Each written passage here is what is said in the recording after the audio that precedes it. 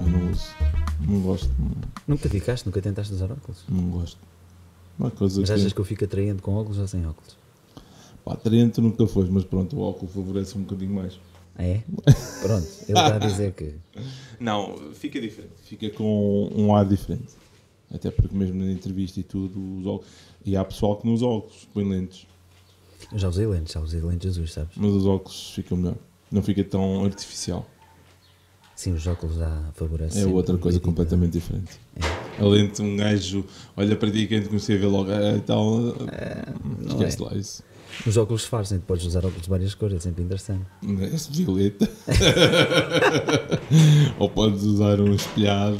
Os espelhados é muito fixe usar óculos espelhados. Mas isso não é para uma entrevista. Porque vais para uma entrevista, estás a olhar a pessoa nos olhos e o gajo tem uns óculos espelhados. E Depois não sabes o que é que ele está a pensar e para onde é que está a olhar. Ou para onde é que está a olhar, o que é que ele está a fazer, se está a olhar. Bem, eu hoje tenho aqui de frente, eu na última entrevista falei que tinha o prazer de ter dois guitarristas.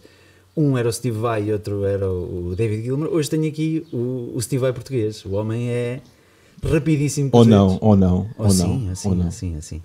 Portanto, bem-vindos ao Tudo Boa Podcast. Aqui com o Nuno Ximenes temos muitas paixões em Muito comum. boa tarde. Muito boa tarde, boa noite. Muito boa noite, antes de mais. E também sejam bem-vindos. Exatamente, sejam muito bem-vindos. Temos duas paixões em comum, as guitarras e a eletrónica. Isso mesmo. Qual é que nasceu primeiro? Não, foi a guitarra. Foi a guitarra? Mas nasceu a eletrónica logo ao lado. Porque quando eu comecei a mexer na guitarra, depois não conseguia consertar aquilo.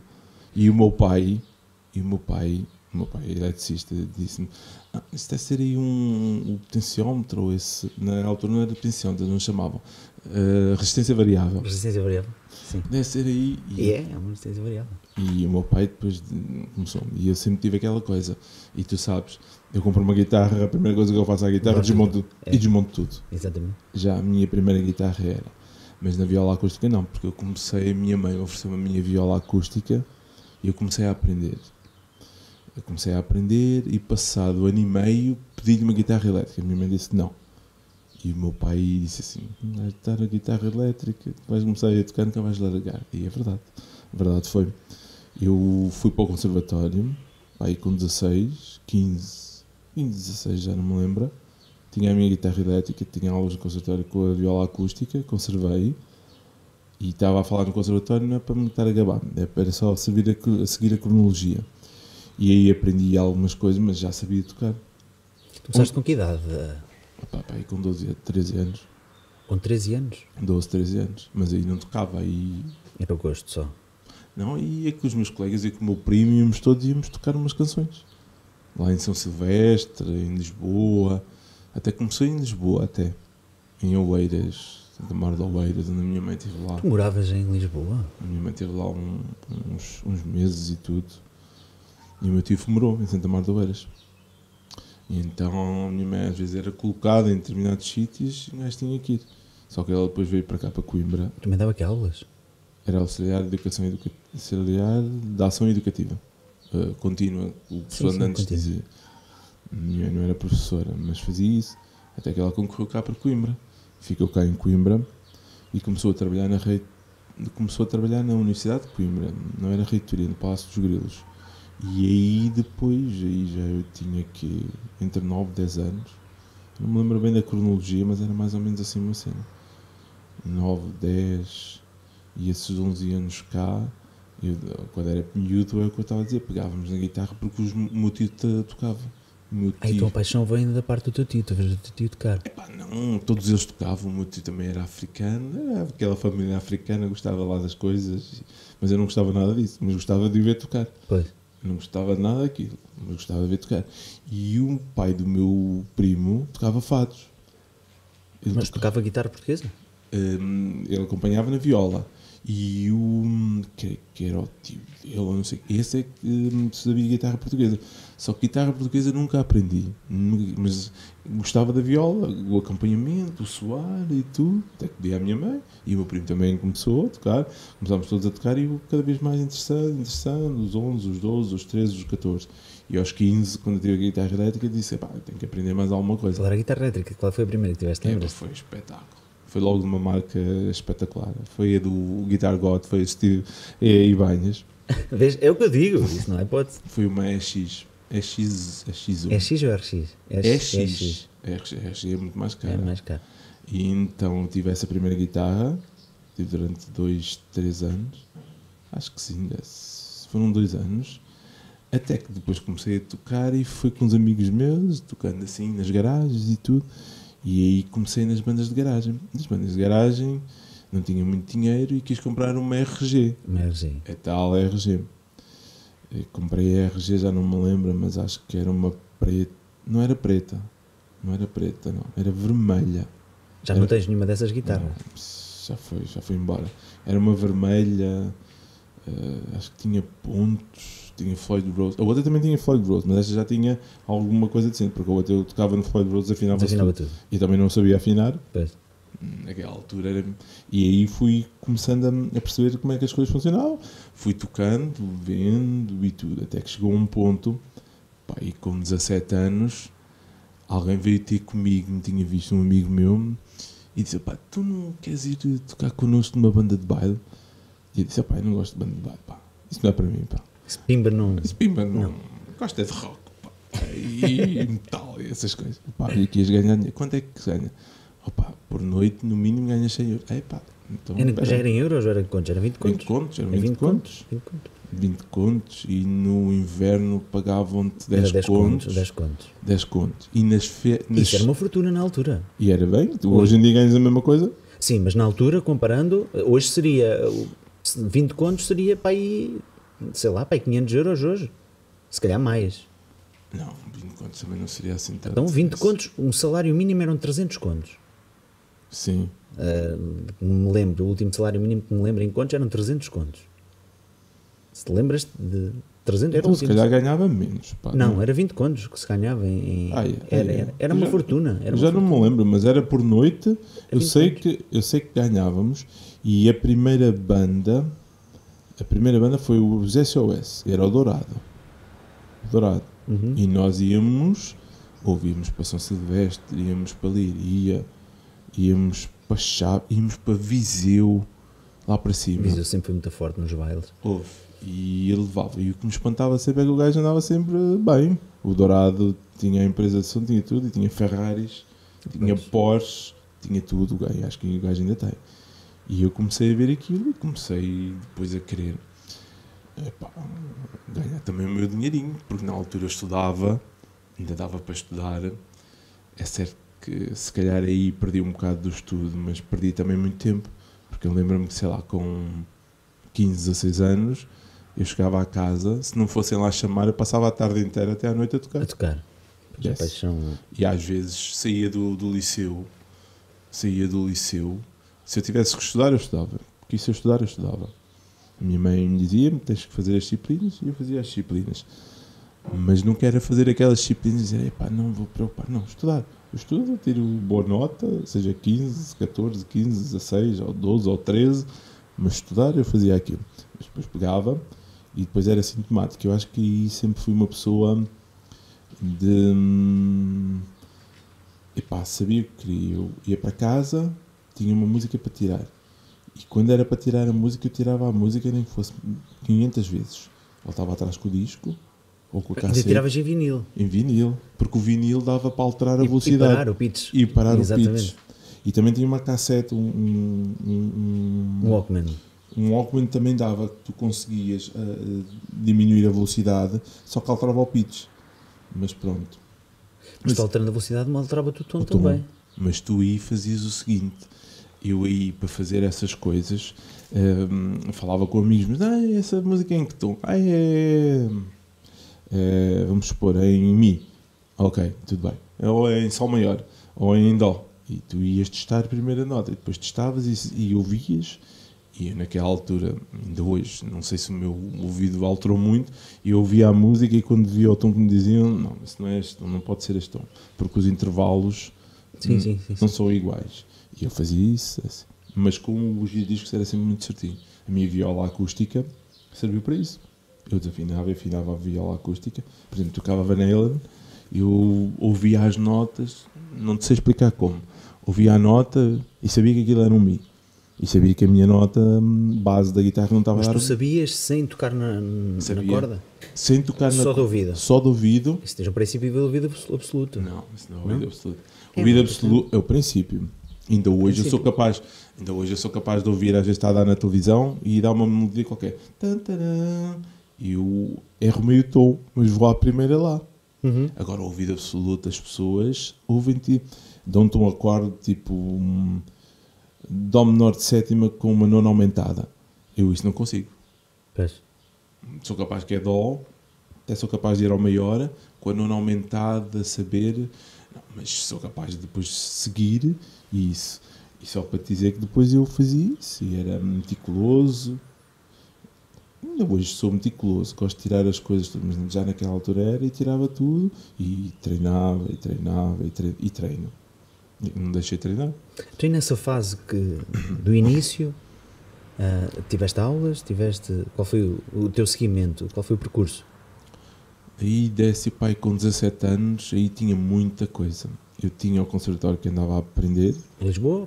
Não, Coimbra. Conservatório de Coimbra. Já estavas aqui em Coimbra então? Já estava aqui. Já estava. Eu desde 9, 10... Nós estávamos, porque a minha mãe ia para um sítio e voltava. Eram 6 meses. Ela era colocada em um sítio e era colocada noutro sítio. Ela tinha que estar a andar pelo país todo. Houve alturas no ano, ele mudou 2 vezes. E era mau. Porque amigos e tudo. Nunca tinhas amigos, nunca conseguias formar. Porque é que eu tocava tanto tempo guitarra e lia banda desenhada. Ou mexia no computador. Não tenho irmãos, não tinha nada. E das 3, uma, eu tinha que fazer qualquer coisa e tinha que esperar pela minha mãe. Eu estudava, esperava pela minha mãe, juntávamos à noite, dia, depois íamos para a escola. E então fazia isso, e o percurso aí foi, eu fazia isso, andava no conservatório, aprendia, mas lembro-me quando eu acabei com 19 anos, que eu só fiz 4 anos, não consegui depois fazer o 5º grau, deixei a meio o 6º e 7º grau. Lembro-me que eu queria era aprender guitarra elétrica. E cada vez que ia a Espinho, de onde eu cresci, havia lá um amigo do meu tio que tocava. E foi uma das coisas aí onde eu aprendi mais a relacionar as coisas. Que ele olhava para mim a tocar e dizia: "Pá, tu estás a tocar, mas não estás a tocar bem." E eu perguntava: "Então porquê que eu não estou a tocar bem?" "Porque não estás a mover bem a palheta, não estás a pôr as mãos corretamente, não estás a aplicar o princípio, não estás a fazer economia de esforço, não dizes que 4 trastes para 4 dedos, não estás a palhetar para cima e para baixo, não estás a abafar as cordas." E essa sincronia, e ele começava sempre com a mão direita, a mão esquerda, nem começava com a esquerda da direita, era mão direita, mão esquerda, tocas e vês corda solta, e depois tu aí começas a compreender como é que as coisas funcionam, porque é que os grandes gajos que tocam rápido. Por exemplo, tu tens um Eric Clapton que não toca rápido, mas faz um trabalho com a mão esquerda, mas faz um trabalho com a mão direita. Mas se calhar se fores comparar com o Van Halen também não trabalha muito a mão direita. Trabalha, mas não é o exemplo. Mas um Yngwie Malmsteen, ou então um Paul Gilbert, sim, que são pessoas que o sincronismo é perfeito. E isso tu depois compreendes. E foi aí que eu consegui melhorar tecnicamente. E depois também tive aulas com o Lino Vinagre. Tiveste aulas com o Lino? Tive, tinha pá aí, foi aos 18, pá, e aos 19 anos, pá, andava ainda a estar na universidade, o Lino Vinagre. E o Lino Vinagre era um gajo porreiro, o gajo dava aulas. Ele ainda... Quando está bem, o gajo é um gajo. Eu conheci o Lino a ver a Banda Tempo. Mas eu conheço de antes, pá. Eu conheço muito de antes. Eu conheci o Lino ainda naquela banda, antes dos TV5, pá. Eu, pelo que me parece, e ele não interprete mal o que estou a dizer, eu achava que ele era muito similar ao Joe Satriani. Até a aparência... Sim, a forma de estar e tudo. Era muito... E ele mesmo tocar, o Lino recolhia... Inspirava-se muito. Recolhia, não é só Satriani, ele recolhia dos bons, ele conseguia recolher. Eu com o Lino fazia-me o seguinte, eu dava uma coisa para estudar, eu estudava, chegava lá, porque naquela altura eu não tinha dinheiro para ter aulas pessoais com o Lino. Éramos 3. E tu tinhas aulas coletivas? Éramos 3. E depois as aulas às vezes eram sempre um bocado seca, porque o Lino dava para estudar aos 3 e havia sempre um que não estudava, o outro que fazia mais ou menos e o outro que estudava depois tinha que estar à espera. Até que ele depois disse-me assim, opá, não, tu precisas é ter aulas sozinho, opá, temos que arranjar uma maneira qualquer. E ele dava umas aulas sozinho. Até que ele disse, opá, tens que ir para a escola de jazz aprender um bocadinho mais de teoria. A parte clássica eu sei que tu já tens alguma base, mas tu precisas de aprender como entender as escalas, como entender a relação, o quê? Porque eu no conservatório eu estudava a parte musical, tinha ditados, Sim. tinha história da música, sabia tudo, mas eu tirava as músicas, mas ainda não conseguia fazer a relação, porque há muita pessoa que tira música, é capaz de saber a música toda, toca a música, mas tu lhe trocas as voltas, não consegue acompanhar. E eu depois comecei-me a perceber isso e comecei a entender o porquê. Opá, tu só precisas alterar coisas básicas. Opá, essa música não é neste tom, não, tens que desafinar a guitarra. Então a música, mas estás a tocar um blues. O blues a partir daí tem a primeira, a quinta e o quarto, que é a tónica, o quinto, que é a quinta nota, vamos pôr mi, fá, sol, lá, si, e tem a quarta, e tem o lá. E depois tu podes seguir sempre uma mesma estrutura. E ele depois foi-me ensinando isso, até que a determinado ponto ele disse, então mas tu estudas? Eu estudo. Então, mas não me dedicas só à guitarra? Não. E ele olhou para mim, mas andas a tocar? E ficámos, não ficámos muito amigos, não ficámos amigos, ainda encontrava. Mas a partir daí foi aí que eu comecei a relacionar muitas coisas. E ouvia a música, e hoje em dia não é preciso uma pessoa ouvir muita música. Eu sei o tom da música e sei mais ou menos o que é que o gajo vai fazer. Mas depois para tirar nota por nota, é totalmente diferente. É por isso que tu às vezes pedes, queres que eu tire nota por nota? Quero, eu tiro nota por nota. Sim. Mas queres que eu tire depois uma coisa lá? E é diferente. E isso há separação, toda a gente toca bem. Tu chegaste a ver o Lino a tocar com o Chico Martins? Não. Cheguei a ver o Chico Martins a tocar. Na Banda Tempo? Na Banda Tempo. E com o Cid. Porque o Chico Martins, quando eu estava lá com o Paulo lá nos Diablo, foi lá a alguns ensaios e tudo. E eu lembro-me que houve uma altura em que eles também gravaram, porque com os Diabo... Vocês foram gravar ao estúdio do Chico? Fizemos algumas coisas, sim. E o Pedro... Estou esquecido do nome. O Pedro de Mira... Pedro Miranda gravou o álbum, gravou depois algumas coisas. Depois íamos para tocar, o Pedro nem sempre tocava. E depois eu continuei com o Paulo. E naquela altura eu tinha a minha banda e o Paulo conheceu-me através da minha banda, que era um Shout and Scream. E ele falou comigo, fomos para lá tocar, porque o Pedro nem sempre também podia e era sempre muito complicado. E eu estava nos bailaricos, mas eu dava alguma prioridade. Eu sempre ganhei dinheiro a tocar fora, às vezes era bailaricos ou outra coisa, mas gostava de sempre ter as minhas coisas. Não gostava de me dedicar totalmente àquilo, porque achava que não... era concentrar e eu gostava de fazer algo que eu gostasse. Porque eu não vou dizer mal de onde eu ganhei dinheiro. Claro que não posso dizer mal. Eu tenho as coisas que tenho hoje em dia, equipamento, a isso eu devo. Muita coisa e tudo mais. Só que eu gostava de depois fazer assim trabalhos à parte. E depois foi continuando. Só que aqui em Coimbra também não tens grandes hipóteses. Aqui em Coimbra o que é que um gajo faz? Não... Até mesmo eu lembro-me que na altura o Lino, e ele foi dos primeiros a dizer, concorre a bandas tipo Mega, e houve uma altura em que concorria ao Mega. Ele chegou a tocar nos Mega. Eles formaram o KGB, parece-me. Ele foi dos KGB para o Mega, se não me engano. Não, ao contrário. Ele era um dos sócios do KGB, acho. Uma cena qualquer. Eu sei que ele tocou no KGB também. Tocou. E TV5. O Lino também começou nos TV5. Eu conhecia nos TV5. Quando ele comprou o PRS, acho eu. É isso. E eu lembro-me disso. E ele estava-me a dizer isso, mas eu estudava na altura e nunca dava muito tempo para eu...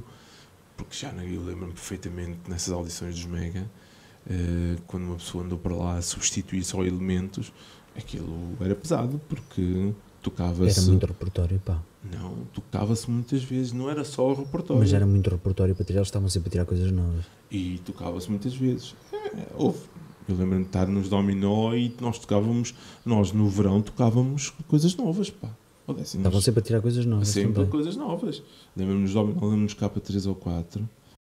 Houve. Tu tiveste em que bandas? Desculpa. Foram muitas. Foi tipo SOS. Foi a primeira? Vikings. Tocaste nos Vikings? Nos Dominó. E os Vikings foi onde aprendi ainda mais música. Com o Licas e com aquele pessoal todo. Esse pessoal todo, então, a tocar era 5 estrelas. Pois. Porque esse pessoal não tocava com teclas. O Licas tocava com as teclas, com sintetizadores e tudo, mas tocava muito piano.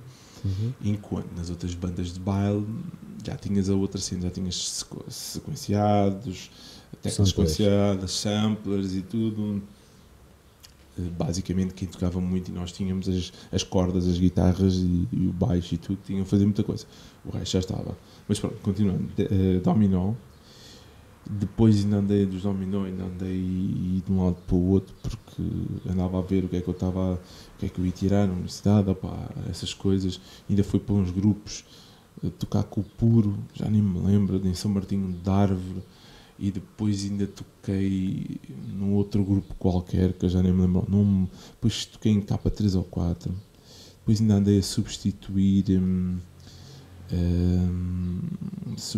alguém. Foi nos MP3, nos primeiros tempos.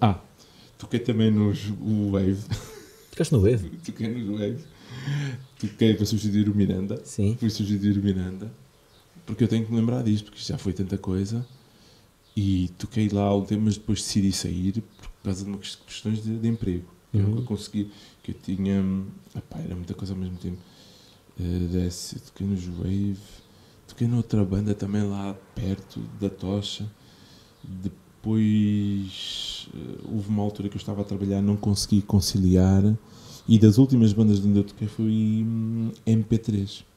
O MP3 ainda foram 2, 3 anos que eu toquei, foram pelo menos 2 anos, 3 anos não foram, mas ainda corri muitas bandas. E os originais surgiram quando? Isso surgiram com 16 anos, pá. Mas gravados, mas lembras-te de algum tema que tenhas feito tu, composição tua? Daí 16 anos, não lembro, porque isso aí depois nós gravámos, eu até perdi muitas das coisas que eu tinha em gravadores de 4 pistas e tudo. Os originais saíram com os Diabo, e as minhas coisas Silent Scream tenho em casa, guardadas, riffs, tudo. Mas... Era tudo criado por ti, todos os riffs que lá estavam, eram todos... e a música, a letra e a música. Mas, por exemplo, com o Paulo lá, com os Diabo, o Paulo também compunha muita coisa. O Paulo era mais principal e depois nós orquestrávamos também depois as outras coisas todas. Agora, os outros não. Até porque, sendo os meus, eram um bocado mais complicados. Eu toquei com o Paulo, que era o baterista, tu se calhar não conheces. Mas eu nem sei se o Brito conhece. Mas pronto. Toquei também na banda dele, que era aqui da Pampilhosa. Mas os originais, um gajo compunha, fazia as coisas todas. Porque eu em casa sou capaz de compor tudo. Sou capaz de compor a guitarra, sou capaz de compor o baixo e mesmo as teclas também. Mas tens formação de teclado. Tu chegas a ter no conservatório. Tenho. Eu não sei tocar teclado, mas sei as notas todas. Se for preciso, eu toco os acordes. Sabes que eu estive a ver, antes da nossa conversa, eu estive a ver, lembras-te, Ana, ter pedido o press release de cada um de vocês por causa de Mandara? Eu andei a ler qualquer coisa sobre ti, tinha lá que tu também tinha teclado. Informação. Eu não sei tocar, mas sei as notas todas. Tu dizes, vais ao teclado, eu só preciso dizer onde é que começa. Começa em lá e começa em dó. Eu corro-te aquilo tudo, e se for preciso passar uns minutos eu treino e toco as notas. Agora, as mãos, a coordenação, são outras situações. Mas isso dá depois uma visão diferente dos instrumentos. Totalmente diferente. Tirando a bateria, que eu aí sou mesmo um zero à esquerda, só faço coisas básicas, o resto não. Porque eu no conservatório comecei a tocar primeiro contrabaixo.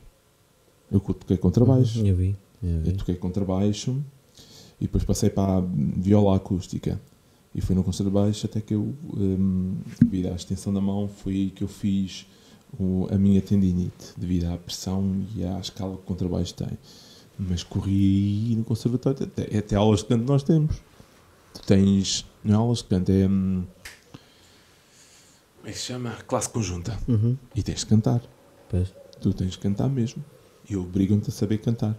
Obrigam-te a pôr a voz, se és tenor, se és barítono, se não és, ter a partitura à frente. Por exemplo, se hoje em dia se me puseres a partitura à frente, eu tenho que ainda estar a ler e assimilar. Eu tenho que estudar, mas depois provavelmente se consegue. Agora, na música, mas eu não sou daquelas pessoas que perdão, que digo que a música seja muito... Vamos lá ver. O Jimi Hendrix não estudou música, aprendeu. Grande parte dos grandes Eric Clapton não estudou. O Keith Richards, sei lá. E lembrar-me daqui de alguns que não. Tu tens aqui em Portugal, tens o Rui Veloso, tens o Cabeleira dos Chutes, tens uma série de... E a situação, tu não precisas de ter música agora, tu precisas de aprender e depois daquilo com que tu aprendes, aplicar. E é sempre mais complicado. Agora, eu sou daquelas pessoas que pensam ao contrário. Eu acho que para a pessoa tocar bem, pelo menos precisa de aprender uma base teórica. Sim, um complemento, e um complemento muito importante. Se tu não sabes onde é que vem... E tu precisas ter a música no ouvido, porque tu ouves qualquer coisa e queres tocar. Se tecnicamente tu não conseguires tocar, não te adianta ouvir bem. Sim. Portanto, tu tens que conciliar as coisas todas. E isso é muito importante. Por mais que nós queiramos, o nosso cérebro obedece a determinados padrões e há coisas que tu tiras muito facilmente e há coisas que tu não tiras. Por exemplo, a mim faz-me muita confusão, às vezes, ouvir músicas de música ligeira, nossa música portuguesa. Como é que eles conseguem, numa ponta à outra, fazer os 3 acordes? Vão uma sétima, mas voltam outra vez aos 3 acordes. E não arranjam aquilo de tal maneira, não são todos, mas não arranjam aquilo de tal maneira que aquilo possa ser grandioso. Ter uma música, mas evoluir para um sítio, evoluir para o outro. Porque, para mim, isso é que é o bom da música. Eu ouço a música e quando tu encontras alguma coisa estranha ou alguma evolução estranha, isso é que me faz ouvir. E quer dizer, porque eu às vezes ouço a música e ouço música de um gajo qualquer na rádio, outro de um gajo qualquer na rádio, e às vezes eu estou a ouvir a música, se eu identificar os acordes e digo, esta música é parecida a tal, esta música é parecida a tal, e não é isso para mim. Gosto de surpresa. Gosto de surpresa e gosto de que tu ouças uma música. Eu gosto de ouvir a música e gosto de ouvir, não, mas o que é isto? Que acorde é este? Espera, mas como é que ele está a fazer esta evolução? Até pode ser uma coisa simples, mas o simples não quer dizer que seja fácil. Se tu tivesse de eleger uma música como a melhor música que já ouviste, qual seria? Não sei, isso não consigo. Se eu tivesse não consegues? Não consigo. Sei lá, hoje em dia... Não precisa ser hoje em dia. Uma música que ouviste sempre. Há muita música que eu ouço sempre que gosto. Se calhar não poderia ser só uma. Eu não podia só escolher uma banda. Não consigo. Mas 2 ou 3 bandas, vá. Unchained, os Van Halen, sei lá... Megadeth, sei lá, Tornado of Souls...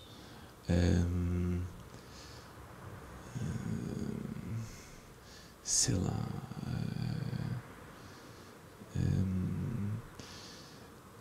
Paco de Lucia e Aldi Meola e John McLaughlin, por exemplo, basta os 3 a tocarem juntos, que isso é fenomenal. Eu continuo a achar e vou achar sempre o Brian Rhapsody dos Queen acha a melhor música de sempre. Tudo bem, de sempre, estamos a falar. Eu concordo plenamente. Isso pode ser uma das minhas eleitas, mas o que eu gosto no Bohemian Rhapsody é o que o Freddie Mercury fez à música. Sim, a forma como ela está construída. Sim. Composição. É uma coisa impensável. Agora, eu gosto da música, é o que eu te estava a dizer. Eu gosto de ver as pessoas a tocar a música. E quando eu te falo no Paco de Lucia, no John McLaughlin, tu ouves a música e não é só a música por si só, é a expressão do autor. O Brian May faz o solo, é muito giro, é muito lindo e tudo, mas não é o piste de resistência da música. O piste de resistência é aquela progressão. Sim, sim. E tu vês tudo aquilo. Até porque ele também ajudou a compor. E quando eu te falo neste, e quando eu te falo numa música que sabe como dos Megadeth, que eu gosto muito. Porque Gostas de Megadeth? Gosto. O que é que tu achas do Kiko Loureiro, o guitarrista novo? Já viste coisas assim? É um fenómeno. É dos melhores que lá passou. O melhor? Temos de ser honesto. O melhor é o Marty Friedman. Achas mesmo? É. A melhor formação é o Marty Friedman, Dave Mustaine, Dave Ellefson. Sabes que o Mustaine ele era dos Metallica, então na rua porque o gajo é insuportável. Não, porque o gajo bebia muito. É insuportável. Não, bebeu muito e batia no James Hetfield. Exatamente, mas o gajo era insuportável porque quando ele era, o gajo era insuportável. Pá. Até porque ele compôs no primeiro álbum dos Metallica, ele compôs que o Jump in the Fire, acho que é dele. O Motor Breath é dele, Metal Militia é dele, qual é o outro? O pai, umas 4 ou 5 são dele. Sim, eu sei. Ele, o Lars Ulrich. O guitarrista, o vocalista dos Metallica, como é que ele se chama? Dos Metallica, o James? Sim, acho que é. James Hetfield. Não sei o nome dele. É o James Hetfield. Ele era muito mal de cá a guitarra no início. Era mau de cá a guitarra e a cantar. Pois, mas ele com o tempo melhorou muito. Lá por segundo que eu li, ele esforçou-se muito para atingir onde está e o que ele está a fazer. Ele canta bem, eu gosto muito do James. É um dos gajos mais... eu gosto de gajos que tocam bem e o James é um dos meus guitarristas preferidos. E o Dave também. O Dave Mustaine também. E não é só de gajos. Tu há bocado estavas a falar de Kiko Loureiro. O Kiko Loureiro é capaz de tocar jazz, blues, samba, bossa nova, metal, tudo. Mas eu cresci a ouvir o Martin Friedman. Tu já viste alguma coisa do Jangra? Já. Eles têm um tema, não sei o nome do tema. Foi nomeado um dos temas mais difíceis à guitarra. É um tema acústico. Não, acho que não é elétrico. Começa com um viola acústico. É um tema muito... Eu conheço um tema deles que é muito... Ainda é com o André Matos. Ainda é com o André Matos. É isso mesmo. Mas eu não sei o nome do tema, pá. Não sei, agora, eu conheço o André. Eu sei o nome, não consigo... E esse tema ainda é com o Aquiles Priester a tocar lá. O baterista, não é este baterista. Sim, o baterista é o primeiro que se candidatou ao Stream Theater. Não, o Aquiles... Ele foi lá fazer a audição. Um casting. Fazer a audição. Mas nessa audição, quem devia lá ter ficado não ficou, mas pronto. Sim, mas eu acho que aquilo foi mais para promover os músicos que lá foram. Porque aquilo já estava decidido. Eu acho que já. Não, porque tu viste a audição? Vi a audição e o que eu gostei mais a tocar foi o alemão, o gajo que tocou com o Satriani. Também foi o que eu gostei mais. Foi o que eu gostei mais. Eu sou fã do Dream Theater e para mim é o Mike Portnoy. Portnoy, sim. Sempre. Podes tirar lá o Portnoy e pegas nos álbuns todos até o Portnoy sair. E o Portnoy se não é a alma, é 70% lá. É ele e o Petrucci, eles é que são sem eles. O Rudas também faz e tudo, não tem nada. Eu vi um vídeo do Portnoy a tocar bateria. Eu vi esse vídeo, vi 2 vezes. Vi antes, enquanto ele estava no Stream Theater, ele estava a tentar gravar. Ele gosta muito de Pink Floyd. Grandes fãs. Eles têm uma versão do Dark Side of... Comfortably Numb, acho eu. Comfortably Numb e Dark Side of the Moon. Há um álbum, há uma cena ao vivo que eles fizeram durante algum tempo, só tocam um tema dos Pink Floyd. Tenho de ver, nunca vi. Tens que ver. Com o Stream Theater mesmo? Dream Theater, só tocam dos Pink Floyd.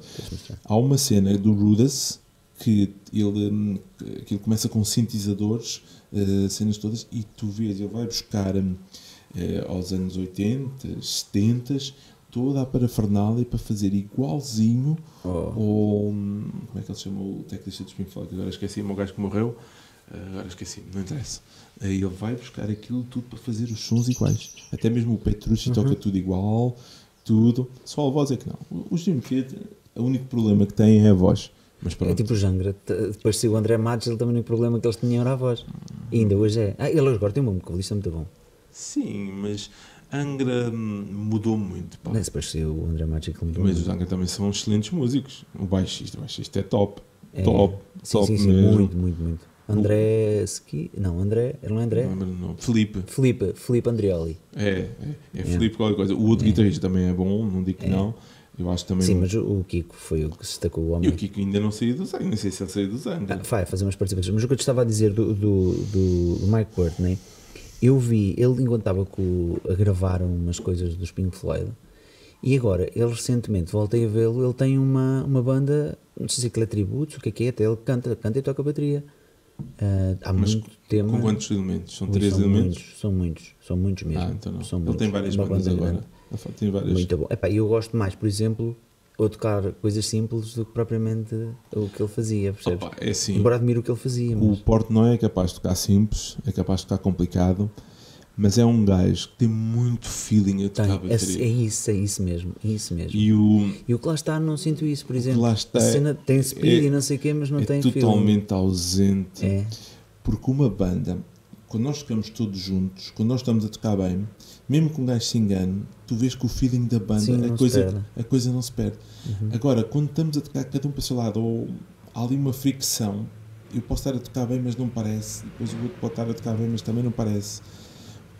Porque uma banda não é um elemento, tu não vais ver, aquele gajo está a tocar aquilo, vou vê-lo aquilo, porque depois não soa bem. Tu vais ver aquele gajo, o gajo até pode tocar a mínima coisa, mas aquilo está descentrado totalmente. A banda tem que funcionar num todo. É um conjunto. Banda. Sim, percepção bem. Agora, no Dream Theater, tu estás a falar, não... E epá, eu acompanhei o Mike Mancini. A melhor altura em que eu vi o Mike Mancini foi quando ele tocou com o Nuno Betancourt lá nos... esqueci-me, Extreme. Sim. Foi do melhor. Mas quando o vês a tocar com o Steve Vai, é topo. Mas tu estás a falar de tocar, eu acho que o vi a tocar no G3 quando se juntou o Steve Vai e o Satriani e o Malmsteen. Eu acho que o vi a tocar, eu posso estar confuso. Opá, não sei nessa altura, se calhar podes ter visto, podes. Ele tocou com o Steve Vai, ele fez a Fire Garden, não sei. Eu agora tinha que ver os álbuns para ver. Ele tocou com o Steve Vai e aí é top. Porque tu vês o Mike Mancini e aí vês mesmo ele com um feeling diferente, uma alma diferente. Steve Vai é Steve Vai, não é? E tu vês o Mike Mancini a tocar e aquilo é fenomenal. Não, mas não era só ele, quer dizer, ele estava lá a tocar. Acho que nessa altura com que ele estava a tocar era o outro guitarrista que é um monstro também. Como é que ele se chama? Falha-me o nome. E era o outro gajo negro a tocar baixo. O gajo tocou com Simon & Garfunkel. Esse gajo é brutal. Esse gajo é muito bom. Está a tocar agora com ele outra vez. Agora como é que se chama o outro gajo? Está a tocar com o Satriani. Ele tocou nessa altura com o Steve Vai e agora está a tocar com o Satriani. Esqueci-me do nome. Ele toca teclas. Já com o Satriani. Pronto. Mas tirando isso, tens muitas bandas dessas. Eu ouço, sou capaz de ouvir. E depois sou capaz de ouvir Animals as Leaders, que não tem nem voz nem nada. E só instrumental. E tu pões aí, ouves aquilo. E aquilo é totalmente fora. E sou capaz de ouvir Meshuggah. Tu nunca ouviste, nunca pensaste em fazer um disco de originais, tipo a guitarra? Não, acho que agora perde-se um bocado e eu já não tenho aquela vontade de fazer. Epá, eu sou capaz de fazer e eu acho que hoje em dia, se eu não trabalhasse onde eu trabalho, ali no Luso, eu não me importaria de ir para estúdio e gravar pessoas, gravar bandas. Ou fazer trabalhos. Mas fazes produção? Produção mesmo. Gostavas de fazer produção? Não é só produção e... Sim, produção. Nesse caso já é produção. Até mesmo construir temas e tudo. Não me importava de fazer isso. Mas não numa coisa estressante do tipo... Opa, em um mês temos que arranjar 3 temas. Não. Faz o trabalho, mas... Fazer com tempo. Com tempo. E fazer um bom trabalho. Pré-produção.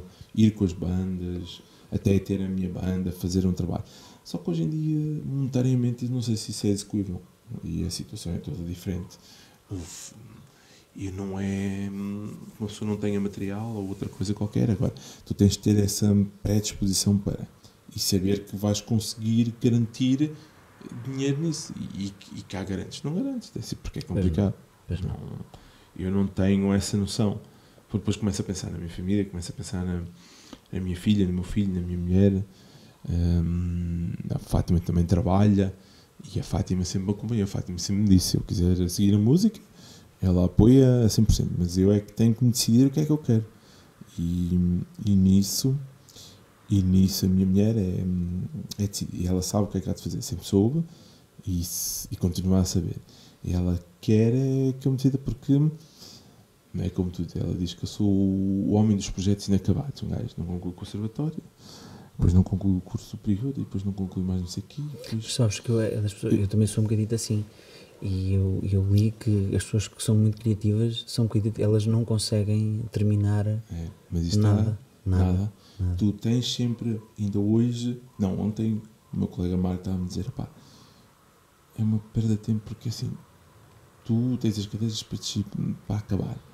Isso era uma mais-valia para ti porque fizeste aquela travessia toda. Então, e eu depois respondi-lhe, pá, eu sei, mas sabes que nem sempre parte de nós, e isso estás a dizer, não é só tu tens aquelas ideias e tu queres fazer isto e queres fazer aquilo. E eu, por mim, eu fazia tudo ao mesmo tempo. Pois eu também sou assim. E até no meu trabalho, acho que às vezes que o pessoal até leva a mal porque eu estou a fazer as minhas coisas. Temos que fazer também aquilo e temos que fazer... Não, aquilo está para aquela pessoa. Então, mas espera aí, vais fazer também aquilo. Pronto, acaba o teu trabalho e isso as pessoas não gostam. Uhum. Porque tu fazes o teu, estás pronto até para fazer o resto. Uhum. E o que eu noto às vezes é que as pessoas querem que tu faças o teu. Pronto. E deixa os outros também fazer o resto. E isso é parte de ti. Tu não fazes isso. É uma coisa inconsciente. É inconsciente. Exatamente, sim. Porque tu queres fazer, queres ajudar, queres fazer aquilo, mais aquilo, porque não queres estar parado. Eu dou comigo, por exemplo, em casa nessa. Eu vou para casa, tu vês-me em casa. Às vezes vais ter comigo, eu estou lá em cima. Se eu não estiver a ouvir coisas ou matérias que me interessam, sei lá, assim. Ainda ontem estava a falar com o meu colega, antes estávamos estava a falar sobre Einstein e a teoria de Einstein e da relatividade, e o que é que não é. E se não estiver a ouvir isso, e ouvir aquelas palavras, estou a ouvir música, ou estou a ouvir nova música, e hoje em dia ultimamente não tenho tirado tanta música, mas o que me chateia hoje em dia é que eu ouço um álbum qualquer, diz Stone Temple Pilots, e eu vou ouvir e depois eu ouço as músicas, mas eu já sei tocar isso. Isso não, mas tu, ao saberes tocar, não te motiva a ouvir? Não, porque eu já sei essas notas, eu sei exatamente o que é que... E isso retira-te da obra? Eu retiro-me de ouvir isso. Eu tenho que estar a ouvir uma coisa que eu não sei tocar, para eu aprender a tocar. Engraçado. Por exemplo, a mim não me faz diferença. É como tu dizes, uma música minha, eu ouço a música e depois começo a criticar. Porque ali não está bem, porque ali não é, porque ali devia ser aquilo, ali devia ser aquilo outro. E às vezes dou comigo. Tu falaste em Pink Floyd. Às vezes eu ponho uma música de Pink Floyd, começo a tocar aquilo, mas como eu já sei aquilo, de trás para a frente, chateia-me literalmente a tocar aquilo. E eu tenho uma ideia, que é um bocado mau, mas eu só toco para evoluir. Sim, mas tu não consegues desligar, tu não consegues ouvir música sem pensar em tocar? Não. Ouvir música por ouvir? Por prazer? Eu estou a dar a nota e eu estou a ouvir aquela nota, eu sei que aquela nota, isso faz-me confusão. Eu ouço, quando vou ao concerto, mas às vezes estou a olhar para a mão dele e sei o que é que ele está a fazer. Mas não te consegues desligar em momento algum? Se eu estiver a conversar contigo e tiveres aqui música, eu sou capaz de desligar e ver. Mas muitas vezes, se for música que me interessa, se for música que não me interessa, não ligo às notas. Mas se for música que me interessa, eu acho piada, eu ouço e estou a pensar, então, qual é aquele tom? O que é que ele está a fazer assim? Qualquer barulho tem uma relação. Não sei. Pronto, eu consigo desligar-me. Felizmente consigo desligar. Tu estás aí, tu às vezes põe, às vezes dás músicas e eu ouço a música e ouço as coisas, mas às vezes eu ouço as coisas todas a mais, porque eu quando vou ouvir, por exemplo, uma música e eu faço um acorde, quando faço o acorde eu não conto só os acordes, eu conto o que é que está por trás. Olha, o piano está a fazer aquilo está a fazer aquilo. Sim, mas eu faço isso quando estou em trabalho. Imagina, eu preciso fazer um arranjo. Sim, em trabalho. Mas imagina, eu estou a ouvir uma música com a minha mulher. A cena dá uma série que eu ontem estive a ver com a Fátima, Superman, que é Superman and Lois, ou Lois and Superman and Lois, aquilo tem uma música e eu estava com a guitarra, continuo a tocar aquilo. dá aquela música. Sim, mas isso eu também tenho. Se eu tiver um instrumento ao pé de mim, eu não tenho para corrigir esses problemas. Não, mas se eu não tiver um instrumento, eu vou buscar um instrumento para tocar a música. Ai não, eu já. Eu também, Se eu não souber a música. mentir. Tu, se falas com elas, eu também faço isso. Passa uma coisita e eu tenho de ir buscar. Sinto, é uma coceira nas mãos, pá. Eu passo aquilo, eu sei, e depois há uma música, há coisas que não me interessam para nada. Se for um reclame da SEAT, então estão lá todos a cantar. Agora, se for uma música que seja. Mas também acabou de perder a oportunidade de ganhar um patrocínio da SEAT, porque isto não interessa para nada. Que eu também não quero SEAT.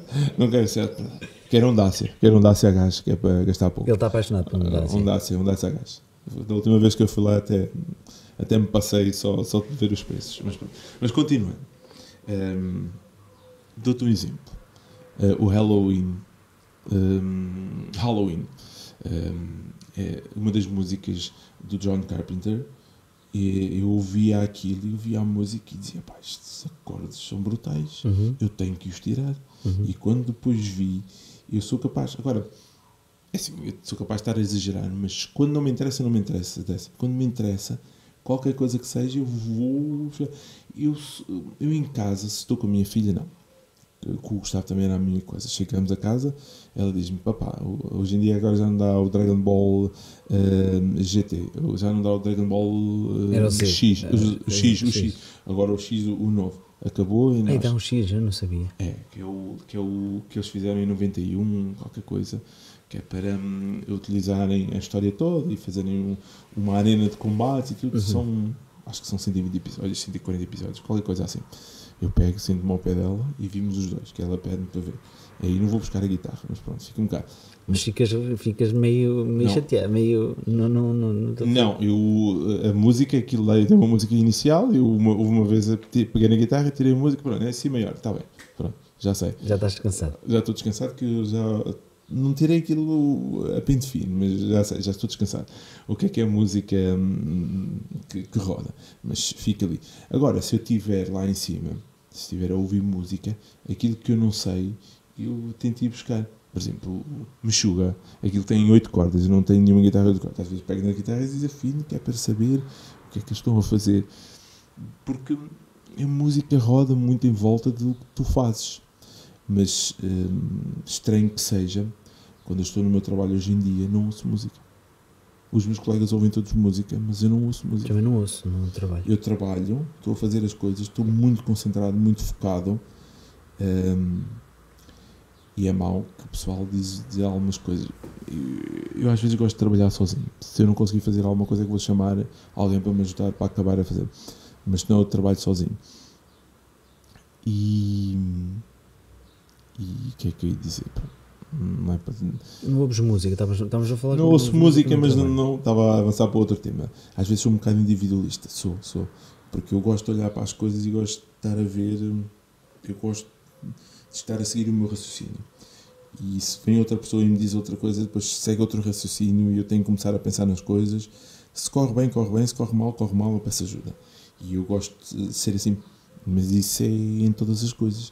Eu estiver sozinho a tirar músicas, eu não gosto que me estejam outra coisa. Eu não consigo estar a ouvir, eu consigo ouvir 2 sons ao mesmo tempo e tirá-los, mas eu não posso estar a ser perturbado por 2 sons se eu estiver a tirar uma coisa, porque a minha cabeça não dá. Se a minha filha estiver lá ao pé dela, ao pé de mim, e a tocar outra coisa, não, eu tenho que estar concentrado naquilo que estou a ouvir. Porquê que tu optaste pela situação, desde que eu te conheço, porquê que tu optaste pela situação da rapidez, de temas mais rápidos, da velocidade? Porque foi uma coisa que sempre me chamou a atenção em ti. Nós estávamos a conversar e se calhar foi daquilo que eu ouvia quando ouvia, era mais novo. Na altura em que eu comecei a trabalhar a guitarra, na altura em que ia lá para Espinho, ele tocava muito Joe Satriani e gostava de Joe Satriani, mas também gostava de Gary Moore e gostava. Ainda hoje eu toco Gary Moore. Sim, mas porquê que sempre que nós vamos para fazer qualquer coisa, a tua tendência é sempre a velocidade? É mais... Um estilo próprio? Um estilo próprio, ou... não sei explicar. As influências vêm... não sei, Décio, é capaz... Parece que é inato em ti, é automático. É automático. Agora, se tu pedis para depois de compor ou fazer mais lento e fazer assim, fazer assado, eu tenho é que ter uma referência. E é por isso que eu te digo, às vezes, quando estás comigo, diz-me, então, mas como? Olha, qual é a referência? Que é para eu depois... É tipo uma cassete. Agora que estás a dizer isso, é tipo uma cassete. Aquilo eu faço assim porque é tal de rapidez. Mas se tu quiseres outra coisa, eu tenho que pôr e pensar de outra maneira. Eu acho que se calhar o meu cérebro eu tenho que pensar de outra maneira e tenho que fazer as coisas de outra maneira. Passa por pleonasmo, eu tenho que reavaliar e ver. Mas se calhar hoje em dia se calhar já não. Epá, isso tem a ver com o que eu ouvia. Porque se calhar por ouvir Dream Theater aquilo entranhou-se, ou por ouvir. Porque isso tudo tem a ver o que tu começas a aprender a tocar. Eu acho que isso tem tudo a ver com isso. Se eu tivesse começado a tocar, o meu pai tinha discos de Queen, tinha discos de Deep Purple, tinha Jethro Tull, Black Sabbath, tinha tudo. E eu comecei a tocar essas coisas todas. Só que isso a mim não me suscitava. Tu tocavas, fazias. Isto explica-se assim, mais ou menos. Eu vou tentar explicar. Pegas num disco desses, Deep Purple já nem tanto, mas pegas num dos outros discos de Black Sabbath, ou Jethro Tull, outra coisa, tu tocavas o que lá está. Quando tu tocas o que lá está, deixa de ter interesse. Então, já estás a tocar o que lá está. Quando tu pegas numa cena de Ritchie Blackmore, tu dizes assim, não, espera aí, este gajo tem aqui a composição. E o teu cérebro começa a pensar de maneira diferente. Não, epá, ele aí já vai buscar outras inversões, os solos não são sempre iguais, e ele tecnicamente faz coisas diferentes. E se calhar a rapidez depois vem daí, das outras coisas todas, tu consegues, o teu cérebro começa a pensar e a raciocinar de maneira diferente. E como ele raciona de maneira diferente, as tuas mãos relacionam-se de maneira diferente. O que não quer dizer que, vamos supor, que um gajo como deixa eu ver se eu me lembro de alguém, Jimi Hendrix, pronto. Jimi Hendrix nunca foi extremamente rápido. Não. Nunca foi, mas era um gajo que tocava bem, tinha as cenas de blues que fazia, os acordes. Eu já nem digo ele a tocar. A mim o que me espanta é como ele tocava, como ele construía. Tu ouves, também tem a ver com a guitarra que ele usava, as coisas todas naquele tempo. Mas tu pegas, ele é capaz, num acorde, fazer um acompanhamento e fazer soar o próprio acorde, e a música desenrola-se tudo ali à volta. E isso é importante. E isso depois fica... É capaz, se calhar, tu às vezes dizes-me assim, pá, vamos tocar, e eu não faço uma quinta, faço uma tónica com uma quinta. Eu às vezes até te ponho uma nota a mais e ponho outra. E porque eu estou sempre a procurar algo que seja diferente, que é para depois, se calhar, o baixo poder dar uma harmonia, uma outra coisa dar uma harmonia, e eu sei que às vezes não é importante, e às vezes, se calhar, é melhor importante nós irmos para as coisas mais básicas, mas o meu cérebro sempre pensou assim. Mas o teu cérebro pensa sempre, é isso que desde que eu te conheço, o teu cérebro... Uma pergunta, para ti, é mais importante uma nota bem tocada, com sentimento, não é bem tocada, uma nota com sentimento, ou, por exemplo, nesse segundo dessa nota, conseguires encaixar 50 notas? Não, é mais importante essa nota numa harmonia diferente, porque tu vais tocar uma nota e vais tocar uma nota e fazes um bend e fazes... Ela é importante, mas se estiveres por trás, por exemplo... Agora, se nessa harmonia tu fizeres... Isso é mais importante, porque o teu cérebro, quando tu dás uma nota, há pessoas que vão atrás daquela nota e dizem, epá, é bonito, mas há outras pessoas que dizem, epá, mas olha aí, já viste a harmonia por trás? A harmonia está a ser seguida pelo que o outro gajo está a fazer na guitarra e está-se a criar ali. Tu até podes não seguir a harmonia, mas são coisas diferentes, Décio. O meu cérebro...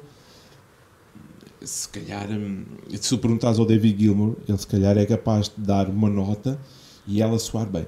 Mas não é só a nota, é como ele a ataca e como ele a faz soar e como ele puxa as notas. Estás a perceber? Para mim, essa parte é muito importante. Porquê?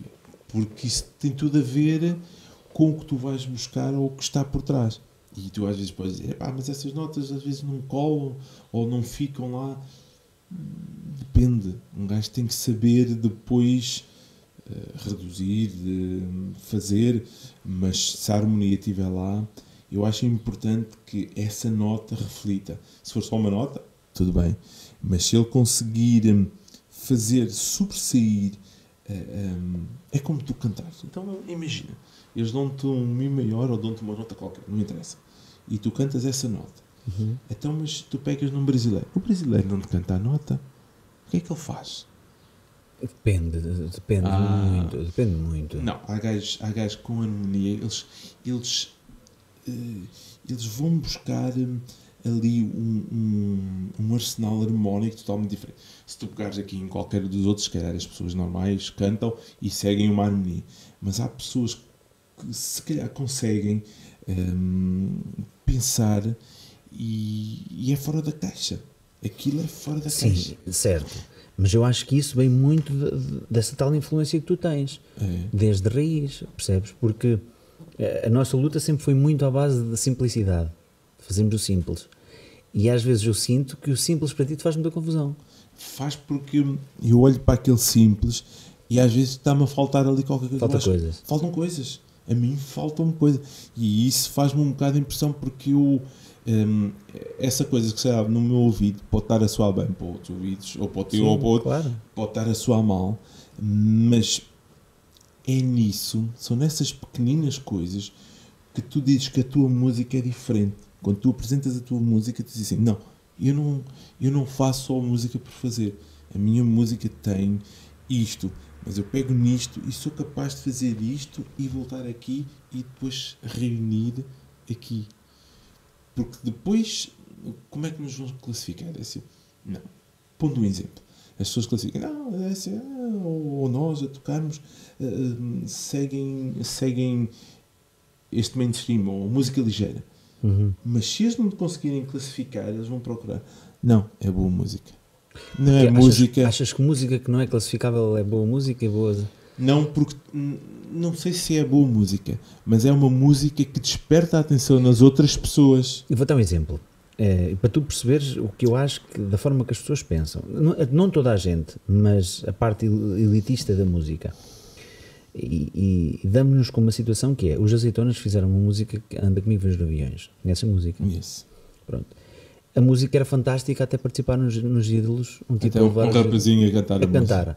Depois de cantar a música já ficou parola. Mas não. Mas percebes o que eu quero dizer? Mas a música nunca deixa de ser parola. E eu acho que essa música é muito bem feita. Sim. Mas a maior parte das pessoas, não a maior parte não, uma grande parte das pessoas críticos de música e que falam de música com propriedade se calhar não têm, porque a maior parte dos críticos de música não tocam nenhum instrumento. Sim, eles avaliam a música que é composta por terceiros, enquanto eles propriamente dito, eles propriamente dito não compõem música, mas estão lá para reprimir, dar más notas, dizer não... Porque eu, por exemplo, não gosto de futebol, e tu sabes que não, mas na maior parte das vezes os árbitros foram jogadores de futebol. Pelo menos quase todos os árbitros que me bem à cabeça foram jogadores, nem que tivesse sido... Amador. Nem que fosse amador. E eu conheço uma série de críticos que não sabem um dó também no caminhão, tu pedes para fazer um dó num teclado ou numa guitarra, não interessa, está tudo quieto, percebes? E eu deparo-me com isso, daí a relação que estava a fazer, depois que cai na boca do público, para ti deixa de ser interessante? Não, para mim o público pode ouvir, vamos pôr os grandes clássicos, Led Zeppelin, Stairway to Heaven. Sim. Toda a gente conhece, toda a gente passa, é a melhor música dos Led Zeppelin, e o pessoal se calhar não. Mas a composição do Jimi Hendrix, do Jimmy Page, do Robert Plant e do baixista, agora esqueci-me do nome, não deixa de ser até muito do baixista, porque o baixista toca teclas, flauta e teclas. O Jimi Page só toca viola acústica. Mas toca muito. Toca, mas compõe. A base dele é compor. Ele compôs aquela música para si. Agora, onde eu quero chegar, ela não perde valor. Nunca perde valor. Se a música chega às massas, é bom que ela chegue às massas, porque os artistas têm que sobreviver. É tomarmos nós sobreviver da música. Exatamente. Agora, eu não desvalorizo a música. Agora, há uma coisa que eu digo. A música vale por si só. Se é boa, vai sempre ser boa. Se é boa, nunca perde valor. Agora, há pessoas, que tu estás a falar desses críticos, que antes da música ser um sucesso, criticam. Depois da música ser um sucesso, eles já te começam a tornar... Não, eu acho que é o contrário. Olha, que já há muito pessoal, passado 20 e 30 anos, David Bowie tem muito essas coisas. Ele lançou a música, os críticos disseram que aquilo não valia nada. E passado 20 ou 30 anos. Sim, mas são coisas diferentes. Eu sei o que é que queres dizer. E tens razão no que estás a dizer. Mas também são épocas diferentes. E os críticos, muitos deles são críticos novos, que para eles coisas são novidade. Mas repara, na altura dos 70s ou 80s, aquilo lançou... pronto, aquilo não vale nada. O pessoal começa a ouvir e depois, passado 20, 30 anos, diz assim, epá, isto é uma obra-prima. Agora... Para mim, a música é boa e não... Sim, seja que época for. Não tens hipótese. Se a música é boa, a música é intemporal. Sim, concordo contigo. Agora, a cena dos críticos criticarem, e o pessoal diz assim, não, a música erudita é que é boa porque é muito complicada. Não, a música erudita não é boa por ser muito complicada. Sim. É? Eu posso ouvir jazz, mas não sou fã. Sim, eu também. Se for free jazz, então, que é uma cena... Que é uma fusão. E o pessoal... Às vezes estávamos a falar da minha situação mental e eu querer pôr coisas, harmonias e tudo. Vais ver, então, um trio ou um quarteto. Então, tu sais de lá e dizer... Então, mas eles estavam sempre a tocar fora de tom. Sim, por acaso nunca senti isso. Isso. Tu pegas em algumas situações em que tu dizes... Epá, ele está a estender aquilo a pontos em que um gajo diz... Epá, já não consigo acompanhar, já não consigo reunir. Já é depois outra coisa. E tu, se calhar, e a minha mente funciona assim. A música, seja complicada ou não seja complicada, se é boa, é boa. É boa. Sim, sem sombra de dúvida. Agora tu pegas, e isto passa-se muito, tu pegas na pessoa normal. E eu vou dar um exemplo. A pessoa normal que ouve a música e que vai no carro, como tu e como eu, ela tem que ouvir a música. E hoje em dia faz isto. Está provado mais do que... Está mais do que provado. E tu vês os críticos e tudo. A música não pode ter 4 refrões diferentes. A música tem que ter versão, o chorus e o refrão. E não podem ser muito diferentes entre si. Não pode ser mais extensa do que 4 minutos. E tem que ser chamativa. Radiofónica. Sim. Que é para a pessoa, quando estiver a ouvir, cair. E o verso não pode ser comprido. Porque senão a pessoa perde o interesse. Sim, tem 3 minutos. Isso é uma série de fatores para que a coisa funcione. Então pegas, como estávamos a falar há bocado, no Stairway to Heaven, o que é isso? É completamente o avesso. Não tem nada a ver. É completamente o avesso. Tu tens uma música 6, 7 minutos, em crescendo, que começa com a história. O verso só vem... ou o coro, mas ele vem de lá para a frente. E hoje em dia o que é que tu tens? Eu não vou estar a nomear, não me interessa nomear. Tu tens o condensado ali, tudo. E são simples as músicas. E hoje em dia até se processa, porque a música leva aos 4 acordes. A Lady Gaga, quando compôs a música para o filme com o Bradley Cooper, foi processada porque a música é igual a outros gajos. Nunca ouvi, sério? Acho que foram processados. Não quero estar a dizer mais nada, mas acho que foram processados. E isso é irrelevante, porque nesta era que tu vives, há centenas de músicas com as mesmas progressões e com os mesmos acordes. Tu não mudas. Então, vou-te fazer uma pergunta, baseada no que estás a dizer. Tu conheces a obra do Tony Carreira? Conheces os plágios que surgiram dali? Sim. Qual a tua opinião sobre isso? Depois dou da minha. Eu do Tony Carreira eu sempre li, porque não sou fã, mas gostava de saber como é que ele compunha a música. E a Tony Carreira tem muitos bons gajos por trás. Pronto, então eu vou-te... Eu acho que o Tony Carreira teve desde o guitarrista, o francês, até mesmo as coisas que ele trouxe. Não, nada das composições tem a ver com ele e com o Ricardo Landum, basicamente. O Ricardo Landum. Sim. Mas do que eu vejo que acaba buscar a Portugal, ele teve sempre produtos. Agora, se tu me disseres assim, o Tony Carreira compôs muitas músicas? Compôs? Será que compôs? Compôs. Muitas? Sim. E depois eu acho que ele teve uma coisa, a malta critica, e eu acho que ele teve a ir buscar as músicas, os tais plágios. Acho que ele teve que os pagar agora. Sim, mas é preciso ter bom gosto. Ele teve bom gosto para poder ir buscá-los. Ele podia ter ido buscar uma coisa qualquer. Mas espera aí, agora deixa-me refazer a tua pergunta. Eu sei que não acabaste. Então porquê é que no ponto ele, quando estes plágios vinham escritos que eram de X cantor, quando ele lançou os sucessos? Alguns deles não. Estavam... Porque não, então, Décio? Porque é um início de carreira, há aí uma série de fatores. Tu tens aí uma série de cantores que não é plágio, mas vou dar um exemplo. A Garagem da Vizinha, do Kim Barreiros, aquele é brasileiro. Eu posso-te enumerar dezenas do Marco Paulo, por exemplo. Eu tenho Dois Amores, Joana, essas músicas são todas brasileiras. Ele teve a felicidade e o bom gosto de poder escolher músicas boas, e depois a adaptação para as letras em português sempre foram com bom gosto. Eu acho que ele tem essa vantagem. Independentemente, já houve uma fase que eu achava menos bonito a situação dos plágios, percebes? Eu hoje não interpreto assim, porque música é música, seja onde for, seja na língua que for. Portanto, se é bem interpretada e bem tocada e com uma produção gigante como ele tem, fantástico. Felizmente ele fez isso, porque temos temas lindíssimos. Pronto, tu não gostas, eu gosto, mas temos temas lindíssimos. Não é não gostar. Não é não gostar. Eu ouço. Sim, não é uma música que tu ouves. Não é uma música que eu ouço. É mais essa situação. Mas vou dizer uma coisa. Tem arranjos musicais muito bem feitos. Sim. É por isso que eu te estava a dizer que ele foi buscar aqui pessoal, porque ele próprio não fazia aqueles arranjos. Não, ele não faz.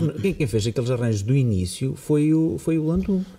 Ele toca os instrumentos todos. Eu tive quando eu me casei, eu fiz uma música que se chama, que não me recordo, e eu não me recordo o nome da música, mas era para eu cantar com a minha mulher. Pronto, eu fiz a música no carro e eu andava a conversar e dava-me bem, e ainda dou, com um tipo que gravava vozes para ele, que era corista de estúdio, a profissão do gajo.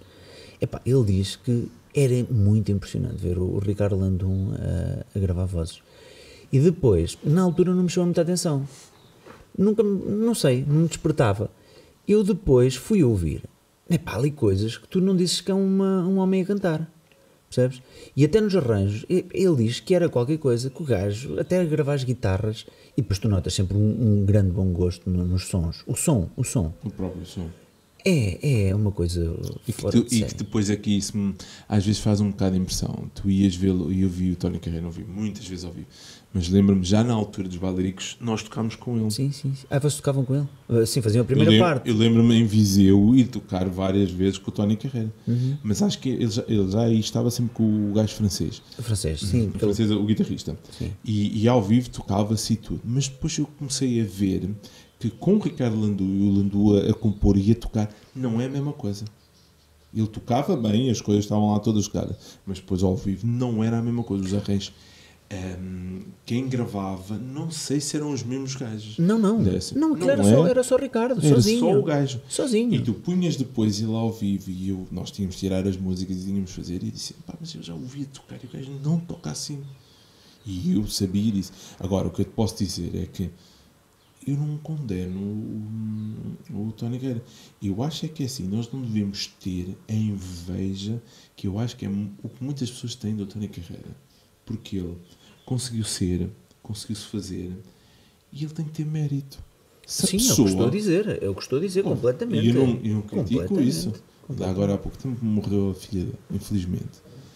E eu achei que aquilo é uma coisa brutal. Nem impensável. Deus nos livre. Mas ele não tem voltado. Agora, o que eu acho é que ele, e depois se levar os filhos, há qualquer coisa ali naquele homem, o gajo é bom para o negócio. Ele é bom para o negócio. É isso.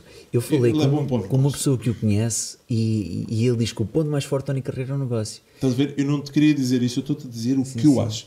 E isto é a minha abordagem, é direta. Eu sou um gajo e o gajo é bom para o negócio.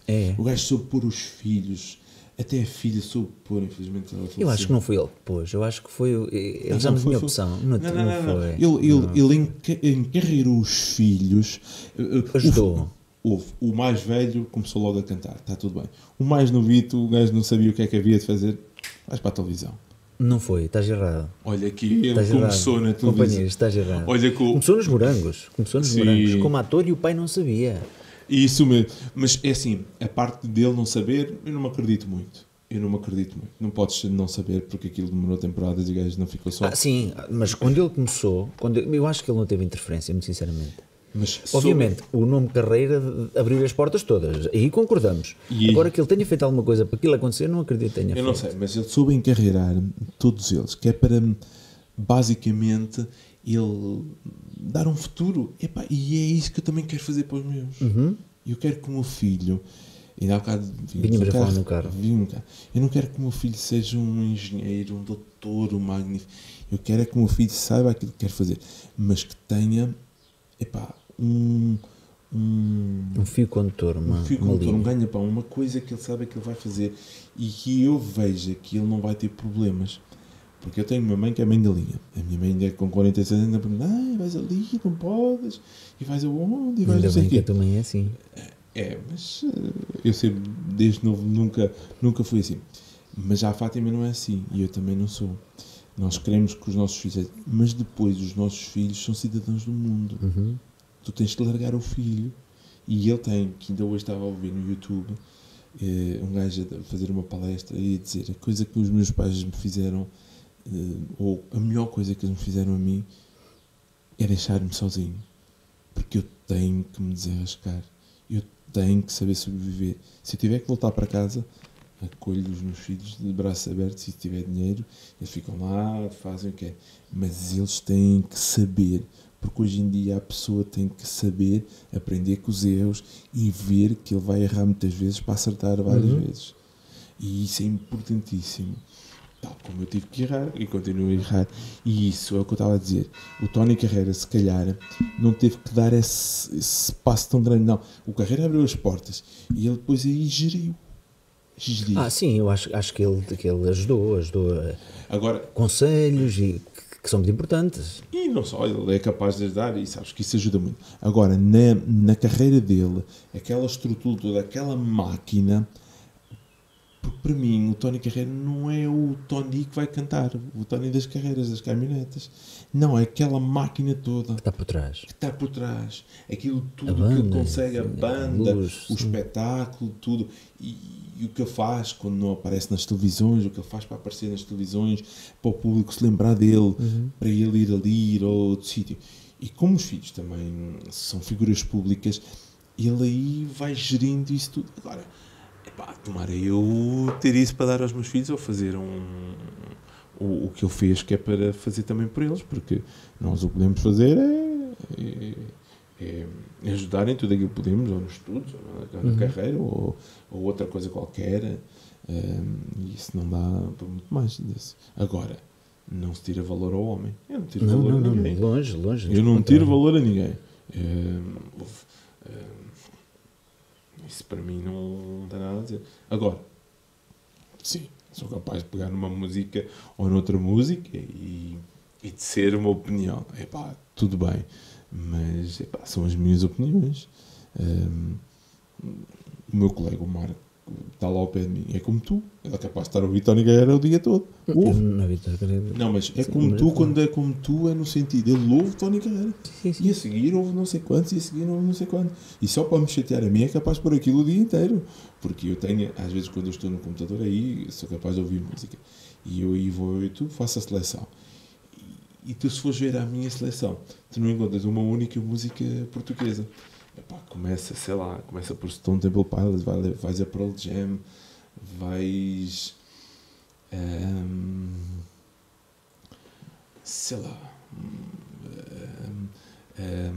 world music, assim, uma cena mais diferente, e depois vais a ouvir não sei o quê, mas e lá às vezes perguntam, mas não ouves música portuguesa, chutes e tudo. epá, ouvir eu ouço, mas eu não cresci a ouvir. Uhum. Isso é das outras coisas. Não sei se é por eu não ter nascido cá, se eu não fui criado, se por o meu pai não me dar, eu não ter. Ouve. Tu se me fores a perguntar músicas... Cresceste onde? Foi em África? Não, eu cresci cá, eu vim com 1 mês, 2 meses, não sei se já tinha 3 meses. Só que depois o meu pai era imigrante, nós íamos muitas vezes. Pá, Imagina que começavas a gostar de Kizomba e Kizomba era complicado. Kizomba mas mesmo a parte lá em Moçambique, o meu pai estava na África do Sul, só ouvia rock. Boa, boa. O meu pai, sabes que o meu pai, parece que não, mas isso depois do o teu pai infelizmente já faleceu, mas o meu pai ainda é vivo, graças a Deus. Tu vais buscar aquilo que os teus pais te deixam. Eu podia ter ido buscar o que a minha mãe me deixava, a minha mãe tinha lá a aba. Olha, É bom. ABBA, bom. como é que se chama o Riquito Iglesias? Rico também bom. Não, isto é o Marco Paulo, isto é o outro Paulo. Como é que é? Epá, não sei, já não é. Eu andei inventando por aí. Isso. A minha mãe tinha isso, tinha mais aqui, também tinha Marco Paulo, mas ia muito aos ABBA. E como é que se chama as outras cenas? E ela ouvia montes de vezes aquilo. Até ABBA eu gostava. ABBA É bom, pá. ABBA eu não vou dizer que eu não gostava, mas eu, às vezes, quando ela punha lá, às vezes até ia buscar a guitarra e tudo, eu gostava porque lá está. Assim. As harmonias. Epá, aqui é lindo. ABBA é muito bom. As teclas, o Júlio Iglesias. O Júlio Iglesias é o reverb que tem na voz, que é encantador. Ele tem um reverb que aquilo é mais reverb que voz. Mas o Riquito, o filho, eu até gosto mesmo. Iglesias é fixe. Eu gosto muito do pai também, estou a brincar. Gosto das composições do Riquito, mas o Riquito fez como o Tónica das Guerreiras. Exatamente a mesma coisa. Com quem é que ele se juntou? Vai lá ver. E ele foi fazendo, pá. Mas a vida é assim. Sim, mas eu acho que é um bocadinho diferente. Se tu fores ver, o Henrique Iglesias tem outro filho que também cantou e tentou carreira e aquilo não correu muito bem. Não correu muito bem. E não tens muitos gajos sul-americanos, quer dizer, tens o outro rapazinho, o da La Vida Louca, como é que ele se chama? Martin. O Ricky Martin. Eu até não gostava. Ele era capaz de gostar de ti. E o gajo é bem giro, o gajo é tudo.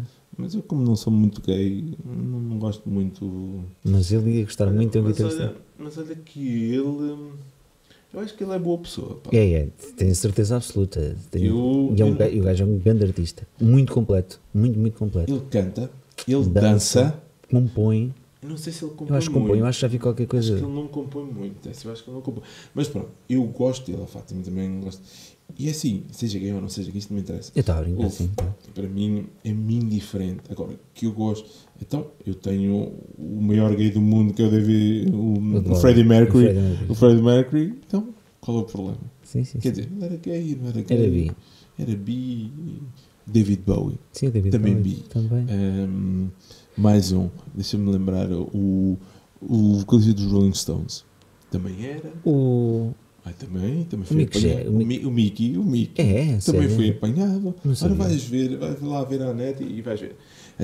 Se não me engano, quem foi apanhado na cama com o David Bowie, ou foi ele, ou foi o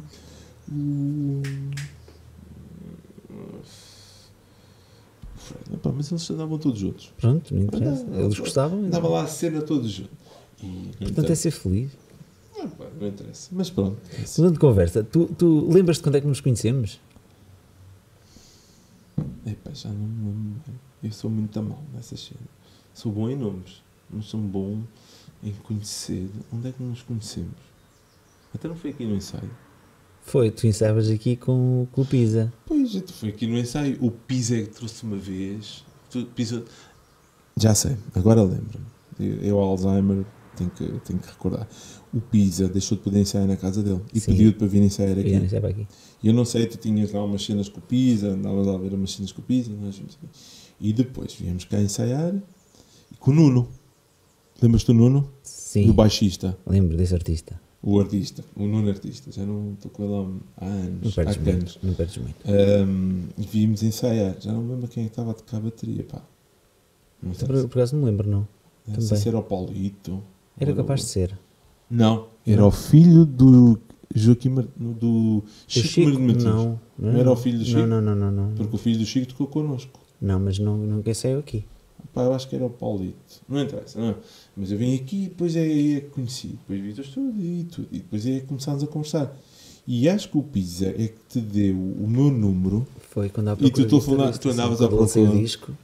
E eu disse assim, eu lembro-me na altura, disse, não, sabes que eu já nem nos bailings e não queria voltar a ver. E disse, não, vem ver, isto não é bem a mesma coisa e tudo, deves ver. E eu depois vim. E lembro-me, naquela altura estava a tocar quando saiu a PRS, trazia a minha PRS e tudo. E eu sei que eu vim aqui. Vim e depois tu apresentaste. A gente conversámos, depois tu começaste. Exatamente, depois quem estava a tocar baixo era o baixista do Roberto Leal. Não era o cabeludo? Não. Era o... Ai não, esse gajo cabeludo tocou comigo nos... Como é que ele se chama? Não me lembro, pá. Mas estás a ver quem é? Eu estou a ver quem é, mas não me lembro. Era o Diogo? Era o Diogo nas teclas, era o Berito na bateria. Era aquele que era o Daniel na guitarra, acústica e algum... O Daniel também toca, mas eu nunca mais vi o Daniel, pá. Pois eu acho que... Não sei se ele ainda toca, mas ele tocava muito. O Daniel também tocava bem, pá. Ai, como é que ele se chama, pá? Eu queria convidá-lo também para vir aqui, o baixista, pá. Ele é da Figueira. Não estou a ver, mano. Mas ele era muito bom. Ele foi fazer a apresentação connosco ali ao Vozes Famosas, lembras-te? Os Vozes Famosos, eu lembro-me perfeitamente disso, que quem foi fazer foi o gajo da Musical, o som. Foi o Tu tocaste com o meu pote XT. Exatamente. E tiveste melhor som do que eu, ganhei lá bem, e também estava lixado, um gajo não podia fazer.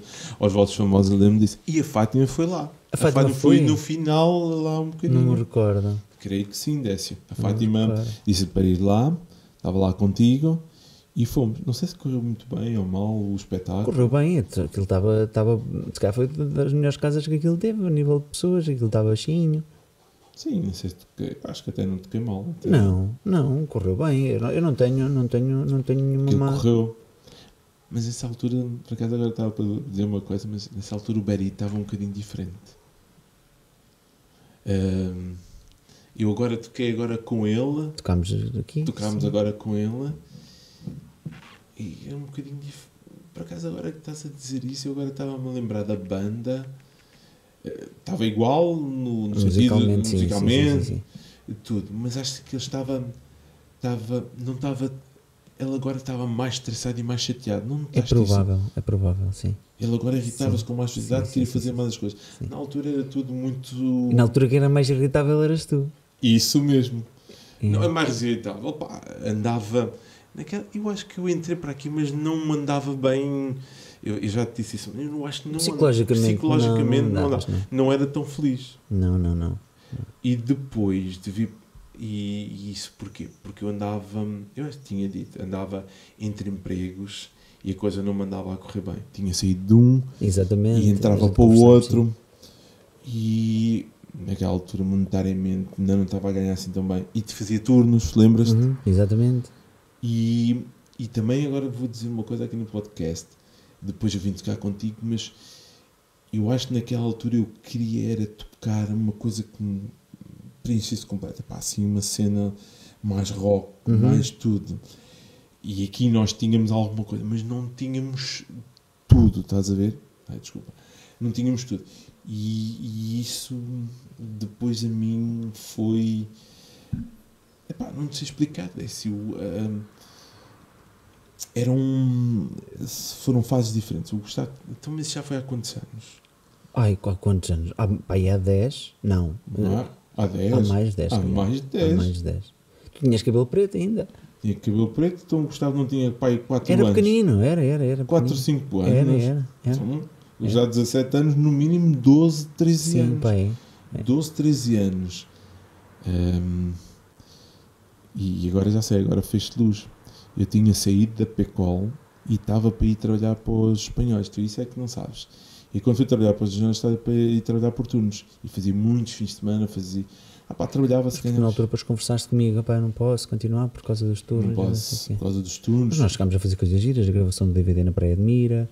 Isso. Aquilo porque foi muito giro. Isso, e foi lá muita gente. Pois, foi o maior número de pessoas que eles tiveram lá. O maior número de pessoas, e eu lembro-me depois de fazermos as coisas e tudo, e eu naquela altura estava naquela fase, epá, ainda não estava mentalmente, e eu não tinha outra maneira de ter rendimentos. A Fátima já estava a trabalhar, eu tinha o meu miúdo, e eu lembro-me que psicologicamente, até nesta altura também estou a passar o mesmo.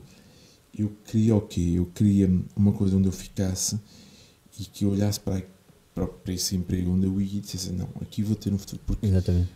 Porque tu não sabes, assim, mas eu estou ali no luso, mas não é o meu primeiro, nem segundo, nem terceiro, nem quarto, se calhar nem quinto emprego. Pois, sim. E eu andava sempre de um para um lado para o outro, simultaneamente não. E eu queria que naquela altura ali na Aquinova fosse uma coisa que durasse. E ao princípio até foi, e durante os 3 primeiros anos, até eu ter o meu acidente e as coisas mudarem, infelizmente. E isso se calhar pesou um bocado. E eu não era... Não, mas nós na altura também não tínhamos tanta complicidade como temos hoje. Éramos mais novos, era diferente. Era. Eu se calhar ainda gozava um bocado com as citações e tudo, mas não tinha... Não sei, se calhar... não sei te explicar. Aqui começámos a ensaiar e tudo, voltámos outra vez a falar e tudo, tendo naquela situação do... Não digas nomes. Da qualificadora e tudo, sim, tirando isso. Pronto. Mas eu acho que já estava noutro nível. Mesmo no primeiro, eu acho que também havia outra coisa. Tu deste-me um repertório, um gajo tirava, um gajo punha e tudo. E eu naquela altura consegui tirar as músicas, tirar o repertório e tirar tudo.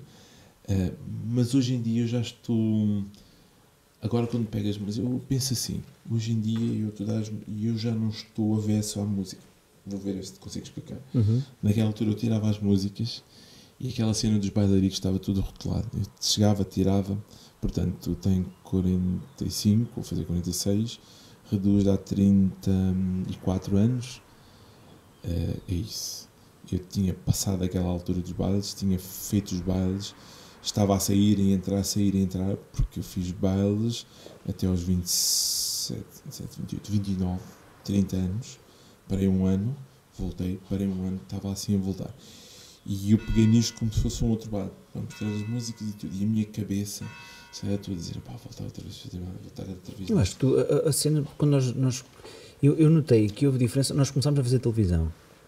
E eu acho que isso também despertou qualquer coisa, tentámos fazer uma coisa diferente, porque o objetivo na altura de todos, e continua a ser, era tentarmos fazer com que a coisa acontecesse. Sim, nós queríamos tocar mais vezes. Exatamente. Eu lembro-me que tu disse que queria tocar mais vezes. E o que me depois puxou, tu lembras-me, vamos tocar a França e tudo. E eu naquela altura disse, calma aí, Décio. Pois, exatamente por causa do teu trabalho. Calma aí, Décio. E a tal situação, eu quando entrei... podia não ter uma vontade tão grande, essas coisas todas, mas depois aí começou a complicar mais e eu fiquei mais resingão, mais zangudo, porque eu, na parte de trás do meu cérebro ficou sempre aquela situação, como é que eu vou conciliar isto? Eu quero tocar, mas não quero perder, quero fazer, e as coisas ficaram complicadas. Agora é totalmente diferente, porque as coisas estão consolidadas. Não quer dizer que hoje para amanhã não possa outra vez ir para outro emprego e fazer turnos, mas estão consolidadas e eu já tenho mentalmente aquele frame. E talvez o Covid até tenha ajudado nisso. Não, mas eu acho que foi mais a tua maturidade, muito sinceramente. A nossa, de todos, percebes? Porque, por exemplo, eu ia para os ensaios antigamente e ficava, não sei, estressado. Ficávamos todos estressados. O Diogo ficava estressado. Muito. O Diogo ficava bem estressado. E nós agora viemos para aqui, vamos curtir um bocadinho. E lembro-me de uma coisa. Lembro-me que às vezes eu vinha ao ensaio e tirava as músicas e o Diogo dizia, alguém a errar aqui, não sei o quê. Então, mas o Diogo, toca comigo, vamos ver, é isto. Ou era eu, ou era o outro guitarrista, ou faltava uma coisa. E às vezes o que me lembra é que nós chegávamos aqui, tirávamos as músicas, mas queríamos tocar tudo e nós não conseguíamos, sei lá, por 5, 6, 7, 8 músicas. O baixista era o Paulo, desculpa. Mas não assim, era o Paulo. Consegui pôr as músicas todas e pôr as cenas todas e tocar como nós queremos, ou o melhor daquilo que nós podemos. E às vezes criava essas situações. Porque o Diogo, para mim, sempre tocou bem. Sim, ele toca muito. O Diogo sempre tocou bem, tinha aquele stress e tudo, mas sempre tocou bem. O Berito também tocava bem, nós nas guitarras podia haver uma coisa ou outra, mas eu acho que nem era muito, pá. Nos solos. Olha, eu na altura que nós gravámos o DVD da Praia de Mira, eu mandei o DVD para. Eu estive no Brasil, como sabes, e eu mandei para uma série de empresários, de pessoas que me conheciam lá. Para me darem opinião, não é? Porque a minha opinião é sempre suspeita. E suscetível. E a opinião que eles deram, eles disseram, pá, isto está a nível, tu vires para aqui e trazeres a banda e vocês fazerem aqui coisas a sério, porque vocês estão ao nível dos músicos que andam aqui de nome, percebes? E aquilo, de facto, o DVD ficou porreiro para as condições que nós tínhamos, para o tempo que tivemos. Houve músicas que nós fizemos um ensaio aqui na rua, recordas-te? 2 ou 3 músicas e fomos tocar com um ensaio. Daí eu acho que aquilo para o que... Sim, e eu lembro-me na altura, nós para tocar ensaiámos para aí 2 vezes antes de ir tocar, mas não tivemos assim muito 3 ensaios. Muito tempo para tocar, pá. 3 ensaios. E nós, por exemplo, agora andamos a tocar, já temos tudo, é diferente, pronto, tudo bem, não se compara, mas totalmente diferente. Epá, não sei. Sabes que eu acho que na altura tínhamos uma coisa muito boa, por exemplo, que eu acho que nos falta hoje. Um rapaz chamado o Tozé. Recordas-te de tocar percussão? Sim, por acaso agora que falas, não me lembrava dele. Ele faz 2 anos. É assim, eu acho que sim, mas... Porque ele tinha uma parte empresarial e a situação de sermos amigos, na altura marcou-me uma série de fatores que nós, para quem não sabe, quando gravámos o DVD, aquele DVD era todo pago por patrocínio. Ou seja, nós tínhamos uma empresa por trás de nós, sempre, em tudo o que nós fizemos. E dias antes do DVD, eu acho que foi para aí 3 dias antes da gravação do DVD, com tudo contratado, já com publicidade, etc., o tipo liga-me a dizer que, para não contarmos com ele. Sim. Eu fiquei um bocado sem pé para saber o que é que podia fazer. E o Tozé é que abraçou aquilo, o Tozé e o Mauro, é que abraçaram aquilo e disseram, vamos fazer. E eu liguei para vocês e perguntei, é possível fazermos sem cachê? Porque havia cachê, na altura eram 100 euros por cada um, uma coisa assim do género. E eu liguei para todos vocês e todos vocês me disseram que sim. E foi aí que a coisa começou a continuar a acontecer, porque ali tínhamos partido as pernas, tínhamos parado com uma série de problemas que teríamos ali. E eu lembro-me tu até dizer, mas temos isto e depois temos mais outras coisas, vamos a tocar isso. Pronto, Odessa, deixa estar, não há problema. Não há problema, vamos lá, um gajo leva o equipamento e tudo. Mas eu também posso dizer, se me fizessem isso, eu não sei se eu avançaria. Se isso fosse dito uns dias antes dessa, isso é muito complicado. Nós estamos a falar de um DVD que custou muito dinheiro. A parte de vídeo e a parte de imagem, o som era nosso, porque o som era contratado também, era uma empresa de som que lá ia pôr, não éramos nós. Era muito dinheiro. Estamos a falar que eu acho que aquilo ficava à volta de 7.000 euros, tudo, entre vídeo LED na altura custava uma fortuna, porque aquilo era uma novidade, e era uma novidade, a luz e som, eu acho que era à volta de 7.000 euros, isso é muito que aquela coisa custava. Isso era muito dinheiro. Na altura tiveram, entre eles, e o dinheirito que eu tinha poupado, o Tozé estava para comprar uma percussão, não comprou a percussão e utilizou o dinheiro. Foram 3.000 euros, acho eu, que custou a gravação do DVD, o vídeo, e custou a luz para aquilo acontecer. E eles conseguiram isso através de patrocínios. Isso é muito... Mas mesmo assim, pronto, tudo bem, é certo que os patrocínios depois vai-se reunindo e vai-se pagando essas situações todas, mas eu não sei se eu teria essa coragem. Isso sou muito mental. Mas nós não tínhamos outra hipótese. Sabes que tu tinhas publicidade feita, tinhas ido à televisão, foste comigo à televisão, não sei se te recordas, fomos fazer RTP a Lisboa, ao Terreiro do Paço. É destas coisas que a minha memória, tu quando falas, eu recordo, mas eu gostava de, por exemplo, às vezes mostrar isso à Fátima. Então temos isso tudo. Tens que me dar isso. Nós temos isso tudo. Tens que me dar isso. E nós fomos e fizemos publicidade. Por isso é que aquilo estava tão cheio. Tu recordas? Aquilo foi enquanto. Tu está perdido aí. Com as guitarras. Não tem mal.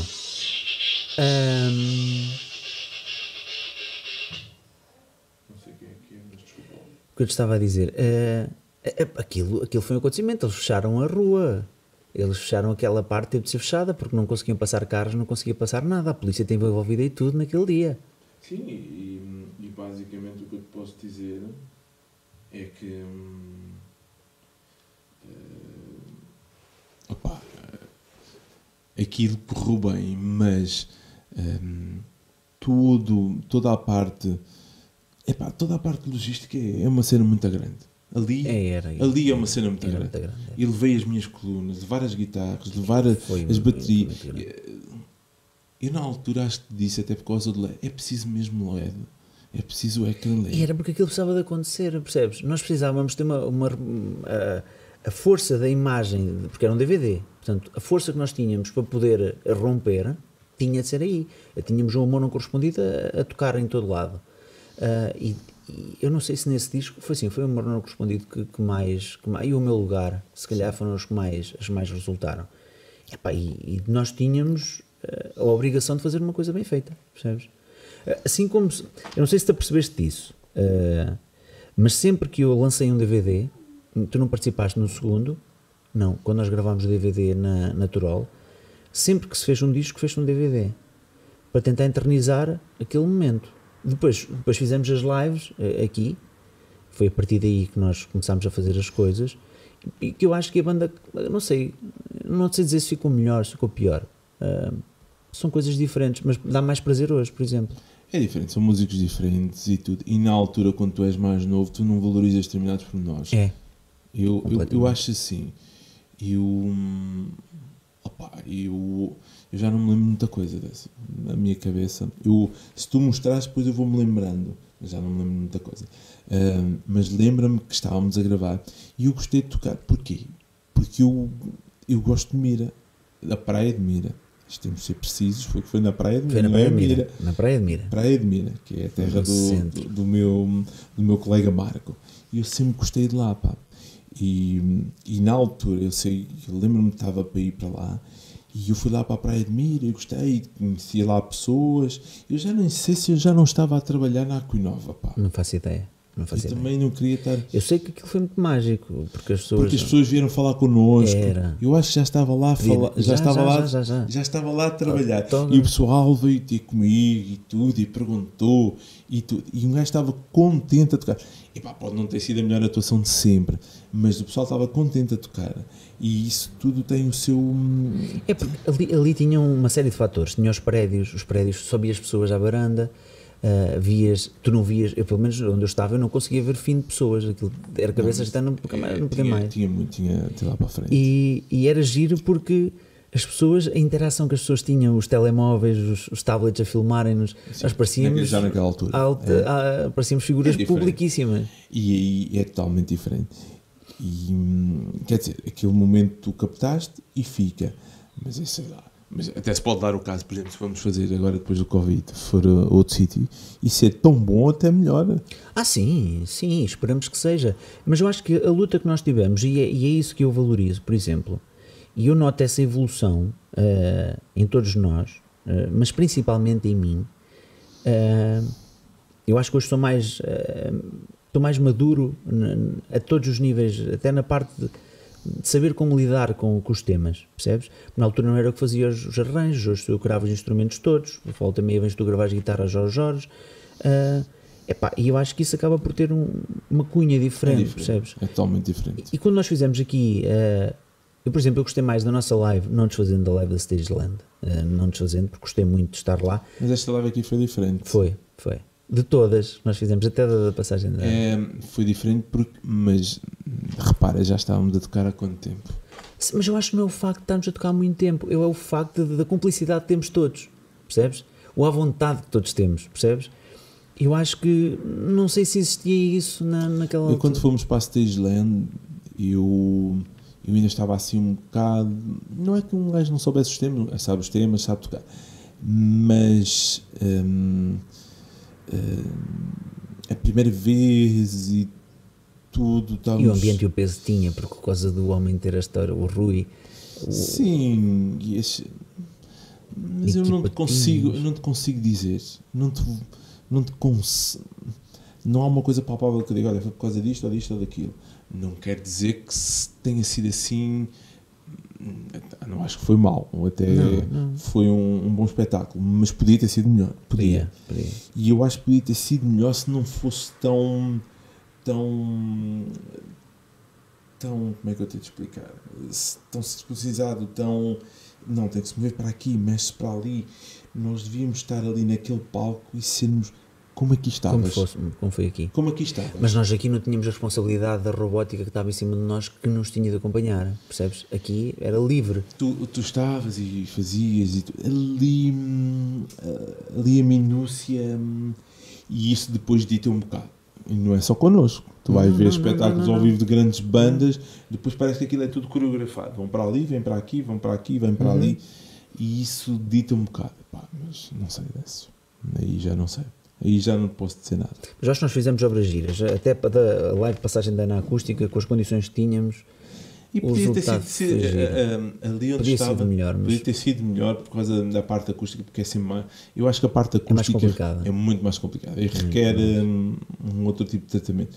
Mas a situação, nós fomos para lá e acho que até não correu mal. Em termos das coisas, as músicas até tocar, o feeling foi mais à vontade, pelo menos. Foi. Eu acho que até foi mais à vontade. Agora, quanto ao resto, já não sei. E isso vai continuando a ser quanto mais à vontade. Agora, há determinadas situações. Um gajo, quando vai tocando, cada vez mais tocar. Agora, quanto mais habituação tu vais tendo, melhor. Agora, pode haver uma outra noite totalmente diferente. Mas isso, tem que se esperar. Eu aí já não te digo mais nada. Aí um gajo, quando for tocar E agora até vou dizer outra coisa. Agora com o Covid, quando as pessoas, nós fomos tocar a outro sítio, vais ver que as pessoas ou aderem muito mais, ou então... É por causa do medo também podem não aderir. Não sei. Não sei. Olha, como eu já fui pagar a vacina hoje, eu acho que quando as pessoas já tiverem...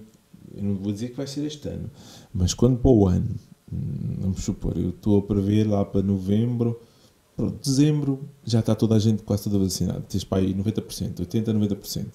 Se tu já tiveres isso em janeiro, fevereiro, e quando começar a abrir, nessa altura os gajos já estão a abrir, tu vais ter pessoas aí, ainda vais ter um bocado de medo, mas os sítios onde as pessoas vão querer ver os espetáculos, as pessoas vão te querer receber. E para Deus queira. Eu creio que sim, porque tu vais querer e as pessoas vão querer sair e vão querer ver bandas. É um exemplo. Vais ver agora estas férias. Deus queira que as coisas não corram mal, porque eu desconfio que às vezes que ainda isto não está assim muito bem e pode correr mal. Eu não queria, mas também concordo com aquela situação que isto vai dar para o prego e vamos chegar setembro, outubro com a nova vaga. Agosto, já falamos. Agosto, não sei se agosto. Pronto, fiz de agosto, aí já concordo. E tens o pessoal todo enclausurado outra vez. Não sei. Mas agora também te posso dizer, se ficar enclausurado e não houver mortes, já não é mau. Já não é mau. Não, porque não tem, as coisas não se têm estado assim, mas não sei. Agora quanto ao resto já não sei. Agora íamos tocar, sim, e Deus queira que um gajo vá tocar e nós tínhamos maneira de ir tocar, porque nós precisamos de ir tocar. Agora, que se vai ser difícil, vai. E só se vai aguentar quem conseguir passar esta fase. É isso, olha, estamos a chegar ao fim.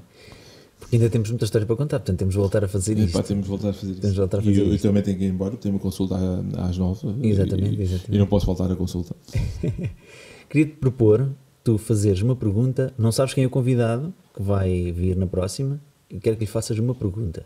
E eu depois apresento-lhe a pergunta. E ele vai responder. Mas eu não sei quem é que é. Não sabes quem é. Eu se calhar sei quem é, mas não te vou dizer. Que pergunta então é que eu vou fazer ao teu próximo conto? Deve ser músico ou não? À partida, sim. Então que pergunta é que eu vou fazer? Isso é uma pergunta difícil. O que é que eu vou pensar em fazer? Eu não conheço a pessoa. Mas não interessa. Já tomaste a vacina? É uma boa pergunta.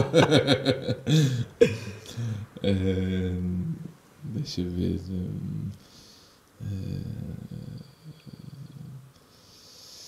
Sei lá, Décio. Mas pergunta musical, pergunta pessoal. O que tu quiseres, pessoal. Uma pergunta.